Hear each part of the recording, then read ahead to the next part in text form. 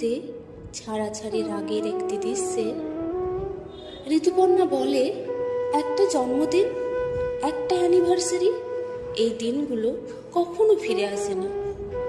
Plan করতে হয়, tour postpone করতে হয়, মিটিং ক্যান্সেল করতে হয়, সব কিছু ছেড়ে ছুড়ে মনটাকে এক জায়গায় নিয়ে আসতে হয়। কখনো 2 ঘন্টা আমার অপেক্ষায় ফোনের স্ক্রিনের দিকে চোখের জল ফেলেছ? সেদিন আমায় বলতে এসো, accept me as I am. মাঝে মাঝে সব কিছুর ঊর্ধ্বে গিয়ে আমরা প্রিয় মানুষগুলোর কাছে একটু সময় আর একটু যত্ন চাই, একটুখানি আদরে আবদারে প্রশ্রয় চাই। বিশেষ দিনগুলোতে বিশেষ কিছু মুহূর্ত পেতে চাই আমরা।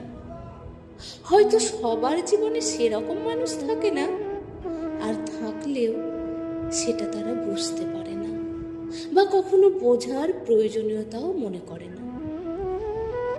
অবহেলায় কিংবা অনাগ্রহে বুকের ভেতর আস্ত একটা নদী শুকিয়ে গেলেও তা কেউ টেরই পায় না।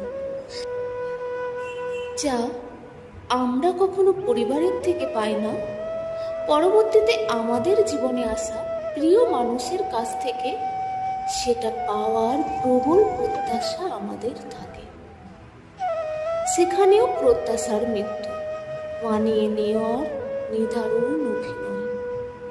মুহূর্তরা কেটে যায়, জীবন ঠিকই চলে, তবু প্রিয় মানুষগুলো যত্ন নিলে, আগ্রহ থাকলে সেই মুহূর্তগুলো প্রজাপতি হতে পারত, একটা আকাশ হতে পারত, রামধনু হতে পারত, ফুল হতে পারত, ক্যানভাসের খুব প্রিয় একটা ছবি হতে পারত জীবনের সবচেয়ে সেরা মুহূর্ত।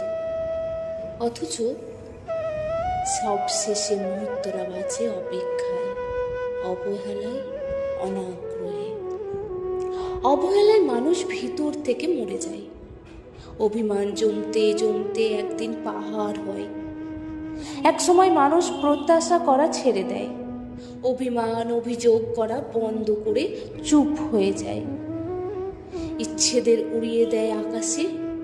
কেবল দীর্ঘশ্বাসে হঠাৎ মনে হয় জীবন কিংবা মুহূর্তগুলো আসলেই অন্যরকম হতে